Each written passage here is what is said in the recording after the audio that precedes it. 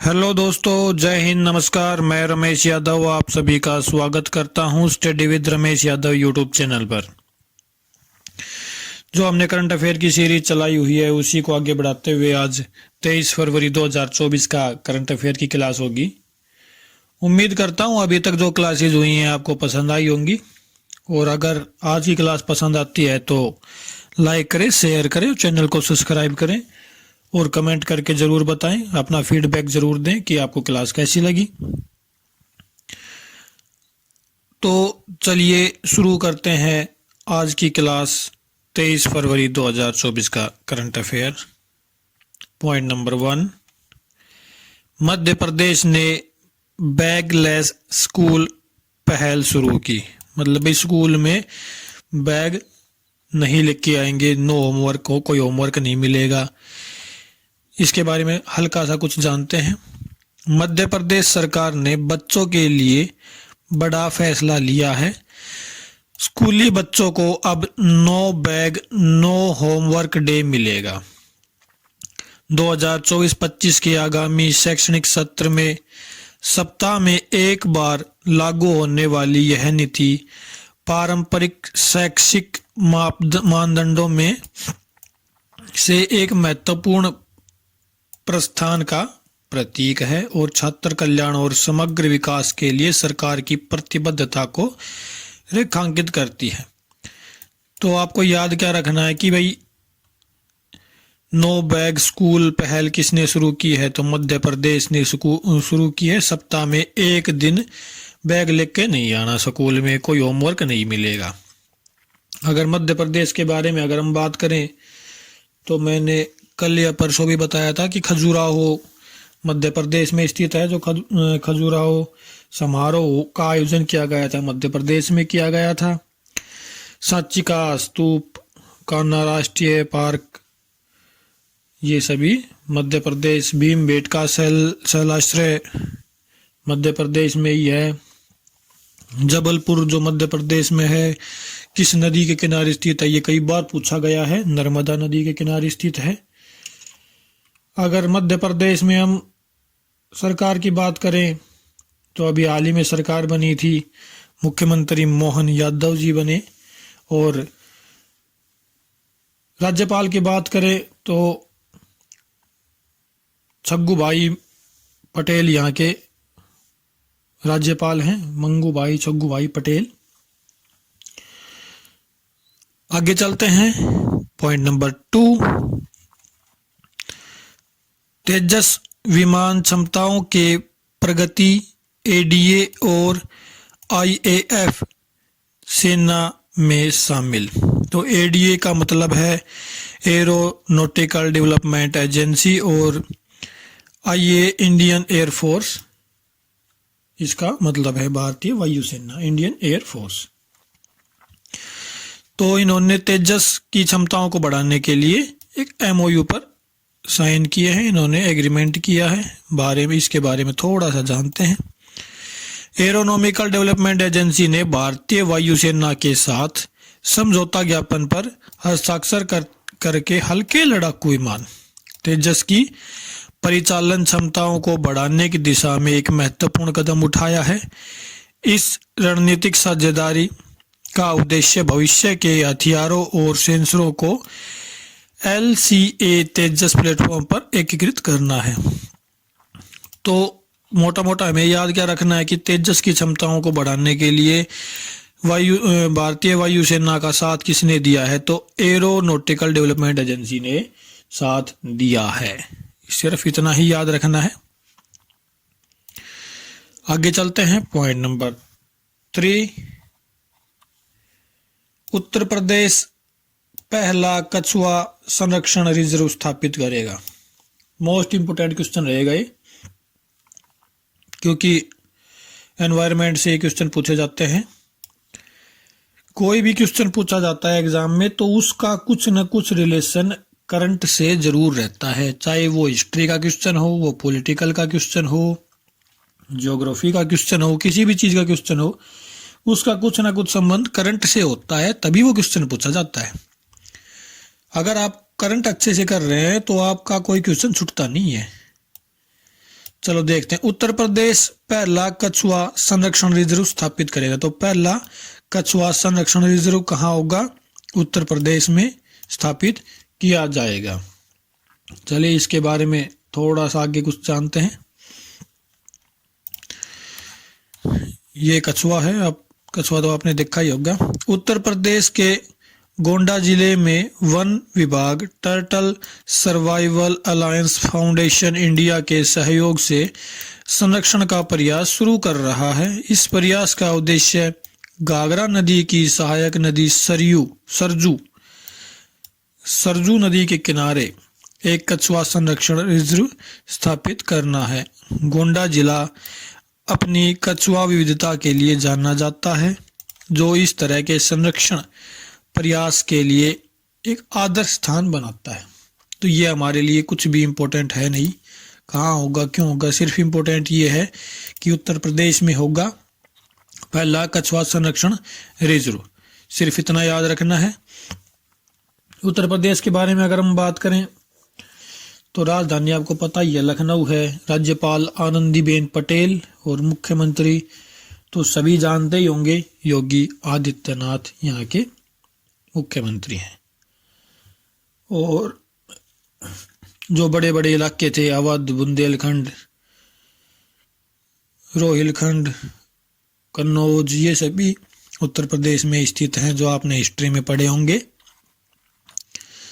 तो यूपी बहुत इम्पोर्टेंट है। सबसे अधिक लोकसभा सीटें यूपी में ही है, जनसंख्या में सबसे ऊपर यूपी है, नंबर 1 पे है यूपी। चलिए आगे चलते हैं। पॉइंट नंबर 4, आरबीआई ने एम स्वाइप टेक्नोलॉजीज को भुगतान एग्रीगेटर लाइसेंस प्रदान किया। तो एम स्वाइप जो टेक्नोलॉजी है, इनके अच्छे काम को देखते हुए इनको प्राइज दिया गया है भुगतान एग्रीगेटर लाइसेंस। तो भुगतान एग्रीगेटर लाइसेंस किसको मिला है? एम स्वाइप को मिला है। किसने दिया है? आरबीआई ने दिया है, रिजर्व बैंक ऑफ इंडिया ने दिया है। चलिए इसके बारे में थोड़ा जानते हैं। भारत के डिजिटल भुगतान क्षेत्र की प्रमुख कंपनी एम स्वाइप टेक्नोलॉजी को भारतीय रिजर्व बैंक द्वारा पेमेंट एग्रीगेटर लाइसेंस से सम्मानित किया गया है। तो ये कंपनी कब शुरू हुई है, इस हमें कोई लेना देना नहीं है। ये 2022 में शुरू हुई थी, तो कोई लेना देना नहीं है। तो याद क्या रखना है कि भुगतान एग्रीगेटर लाइसेंस किसको मिला है? एम स्वाइप को मिला है, आरबीआई के द्वारा दिया गया है। अगर आरबीआई के बारे में बात करें तो इसके अध्यक्ष शशिकांत दास जी हैं। मुख्यालय की बात करें तो मुंबई में मुख्यालय है। 1935 में आरबीआई को बनाया गया था। बनाते टाइम इसका मुख्यालय कोलकाता में रखा गया था, लेकिन 1937 में इसको मुंबई में स्थानांतरित कर दिया गया था और 1949 में इसका राष्ट्रीयकरण करके इसको सरकारी बैंक बना दिया गया था। पहले शुरू में निजी हाथों में था आरबीआई। 5 करोड़ की लागत से शुरू में सबसे पहले बनाया गया था। चलिए आगे चलते हैं। पॉइंट नंबर 5, गूगल और एप्पल को चुनौती देने के लिए फोन पे ने लॉन्च किया इंडस ऐप स्टोर। इसके बारे में समझो। इंडस ऐप स्टोर क्या है कि वजह से हम कोई भी ऐप डाउनलोड करते हैं तो प्ले स्टोर से डाउनलोड करते हैं। अगर हमारे पास एंड्रॉयड फ़ोन है तो गूगल प्ले स्टोर होता है, और अगर एप्पल है तो एप्पल प्ले स्टोर होता है। तो गूगल प्ले स्टोर और एप्पल प्ले स्टोर की मोनोपोली ना चले, इसलिए फ़ोन पे ने अपना ऐप स्टोर लॉन्च किया है, इंडस ऐप स्टोर। ये इंपॉर्टेंट रहेगा। इंडस ऐप स्टोर किसके द्वारा लॉन्च किया गया है? फ़ोन पे के द्वारा लॉन्च किया गया है। भारत की कंपनी है फ़ोन पे। तो आगे चलते हैं, इसके बारे में थोड़ा सा जानते हैं। फ़ोन पे ने गूगल प्ले स्टोर और एप्पल ऐप स्टोर को टक्कर देने के उद्देश्य से भारत में निर्मित Android app market place Indus app store launch किया है। यह प्लेटफॉर्म 45 श्रेणियों में 2 लाख से अधिक ऐप्स होस्ट करता है, जो उपयोगकर्ताओं को विभिन्न प्रकार के एप्लीकेशन प्रदान करता है।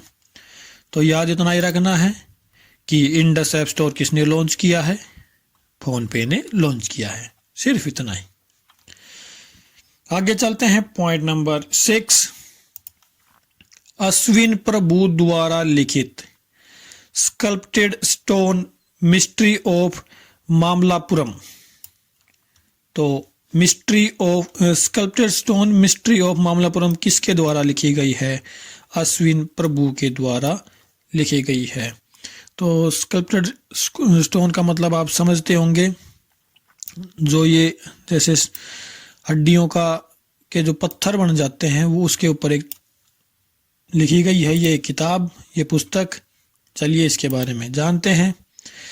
Sculpted stones mystery of Mamallapuram नामक एक नई पुस्तक इतिहास और कलात्मकता की समृद्ध टेपेस्ट्री के माध्यम से पाठकों का मार्गदर्शन करने वाली एक प्रकाश स्तंभ के रूप में उभरी है, जो मामल्लापुरम के प्राचीन शहर को परिभाषित करती है। अश्विन प्रभु द्वारा लिखित और तुलिका बुक्स द्वारा प्रकाशित यह मनोरम अन्वेषण पाठकों को प्राचीन मूर्ति कला की रहस्यमय दुनिया में जानने के लिए आमंत्रित करता है।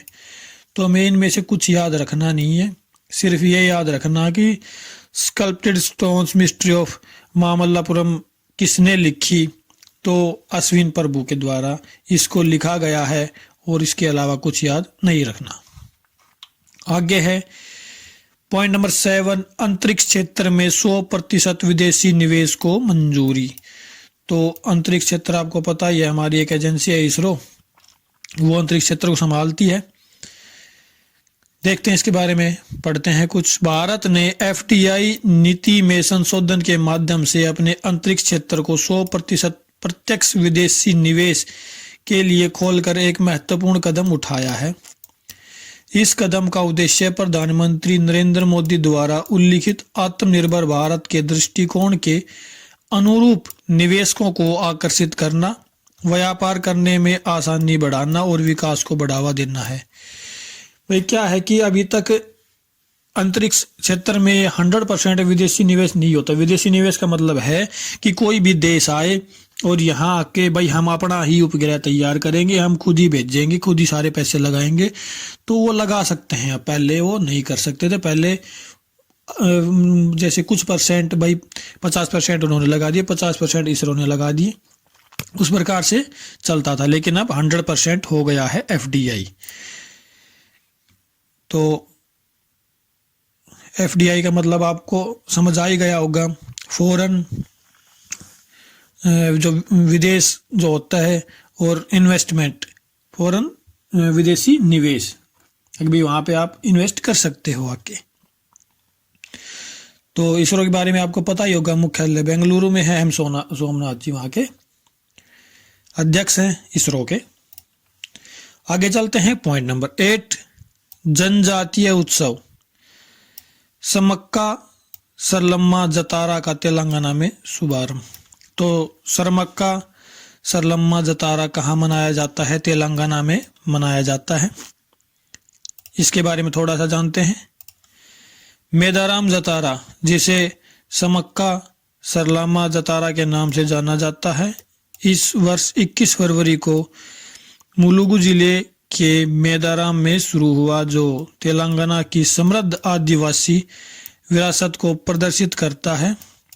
यह 4 दिवसीय आयोजन, जिसे दुनिया का सबसे बड़ा आदिवासी जमावड़ा माना जाता है, हर 2 वर्ष में एक बार तीर्थयात्रियों को सुदूर गांव मेदाराम में आकर्षित करता है।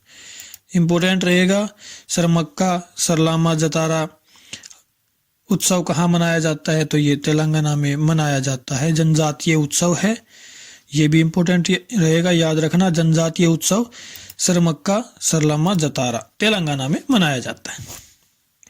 तेलंगाना की अगर हम बात करें तो आपको पता ही होगा कि आंध्र प्रदेश से अलग होकर ये तेलंगाना बना था। राज्यपाल की बात करें तो तमिलिसई सौंदरराजन यहाँ के राज्यपाल है, और मुख्यमंत्री अनुमुल्ला रेवंत रेड्डी यहाँ के मुख्यमंत्री हैं। राजधानी और सबसे बड़ा शहर हैदराबाद है। और तेलंगाना की भाषा की बात करें तो तेलुगु भाषा है, वहाँ पे जनसंख्या सबसे अधिक हिंदू है। तो इतना ही तेलंगाना के बारे में। आगे चलते हैं पॉइंट नंबर 9, विश्वकर्मा जयंती 2024। तो 22 फरवरी को विश्वकर्मा जयंती मनाई गई। तो विश्वकर्मा भगवान के बारे में जानते हैं, क्या मान्यता है इनकी। गुरुवार 22 फरवरी को मनाई जाने वाली विश्वकर्मा जयंती 2024 भगवान विश्वकर्मा के जन्म के शुभ अवसर को चिन्हित करती है। हिंदू पौराणिक कथाओं में गहराई से निहित यह त्योहार इंजीनियरों, कारीगरों, शिल्पकारों और विभिन्न व्यापारों और व्यवसायों से जुड़े सभी लोगों के लिए बहुत महत्व रखता है। तो इसके बारे में जानते हैं कि क्यों मनाई जाती है। प्राचीन ग्रंथों के अनुसार भगवान विश्वकर्मा का जन्म माघ महीने की त्रयोदशी, या माघ महीना आपको पता होगा ना, जैसे हमारे जो कैलेंडर है, भारत का जो कैलेंडर है जिसको देसी महीने बोलते हैं, चैत, बैसाख, जेठ, आषाढ़, सावन, उस प्रकार से एक माघ महीना भी आता है। और त्रयोदशी ये संस्कृत में लिखा हुआ है, इसका मतलब होता 13 के दिन हुआ था, जो ग्रेगरियन कैलेंडर में जनवरी या फरवरी से मेल खाती है। जो हम अभी कैलेंडर यूज कर रहे हैं वो ग्रेगरियन कैलेंडर है, उसको हम ग्रेगरियन कैलेंडर बोलते हैं। ब्रह्मांड के पहले वास्तुकार के रूप में प्रतिष्ठित क्यों है भाई? क्योंकि ब्रह्मांड के सबसे पहले वास्तुकार बताए गए हैं। भगवान विश्वकर्मा को इस दिन हिंदुओं द्वारा सम्मानित किया जाता है, जो उनकी दिव्य शिल्प कौशल के प्रति अपना सम्मान व्यक्त करते हैं। उन्हें इंद्रदेव के स्वर्ग जैसे दिव्य लोक, द्वारका में भगवान कृष्ण के महल जैसी उल्लेखनीय संरचनाएं और भगवान शिव और पार्वती के लिए लंका का स्वर्ण शहर बनाने का श्रेय दिया जाता है। देखो कितना इंपॉर्टेंट चीज है, इसलिए विश्वकर्मा की पूजा की जाती है। उन्हें ब्रह्मांड का सबसे पहला शिल्पकार, वास्तुकार के रूप में पूजा जाता है। तो चलिए आगे चलते हैं। पॉइंट नंबर 10, तुर्की ने पहली बार बनाया 5वीं पीढ़ी का फाइटर जेट। तो तुर्की की जगह तुर्कीये भी लिखा मिल सकता है, तुर्कीये। तुर्की ने अपना नाम तुर्कीये भी कर रखा है भाई, तुर्कीये, ये भी मिल सकता है आपको। तो तुर्की ने पहली बार 5वां पीढ़ी का फाइटर जेट बनाया है, जानते हैं इसके बारे में। तुर्की के पहले नेशनल कॉम्बैट एयरक्राफ्ट कान ने अपनी पहली उड़ान पूरी की। देश की वायुसेना को उन्नत करने के प्रयासों में से एक अहम सफलता मानी जा चुकी है। तुर्की ने 2016 में एक राष्ट्रीय लड़ाकू विमान बनाने के लिए अपनी TFX परियोजना शुरू की। इसके लिए तुर्की एयरोस्पेस फर्म TUSAS ने ब्रिटेन के BAE सिस्टम्स के साथ मिलकर एक समझौते पर हस्ताक्षर किए। तुर्की ने इस लड़ाकू विमान विकसित करने के लिए 2017 में $125 मिलियन खर्च किए। तो हमें कुछ याद रखना, इसमें सिर्फ एक चीज याद रखनी है कि कॉम्बैट एयरक्राफ्ट कान, इसका नाम याद रखना, कान किस देश के द्वारा बनाया गया है? तुर्की के द्वारा बनाया गया है। 5वीं पीढ़ी का फाइटर जेट है। सिर्फ ये 3 चीज याद रखनी है। कान एयरक्राफ्ट किसके द्वारा बनाया गया? तुर्की के द्वारा। 5वीं पीढ़ी का फाइटर जेट है। तो आज की क्लास इतनी ही थी। उम्मीद करता हूँ आपको पसंद आई होगी। अगर क्लास पसंद आई है तो आप लाइक करें, शेयर करें और चैनल को सब्सक्राइब करें और कमेंट करके ज़रूर बताएं, अपना फीडबैक ज़रूर दें कि आपको क्लास कैसी लगी। कोई कमी हो तो आप बता सकते हैं, उसको दूर किया जाएगा। और चैनल अगर अच्छा ग्रो करता है तो ऑनलाइन क्लासेज के लिए हम सोच रहे हैं, तो देखते हैं आपका कितना साथ रहता है, कितना नहीं रहता। तो चलो आज के लिए इतना ही। क्लास देखने के लिए आपका बहुत बहुत धन्यवाद। Thank you very much.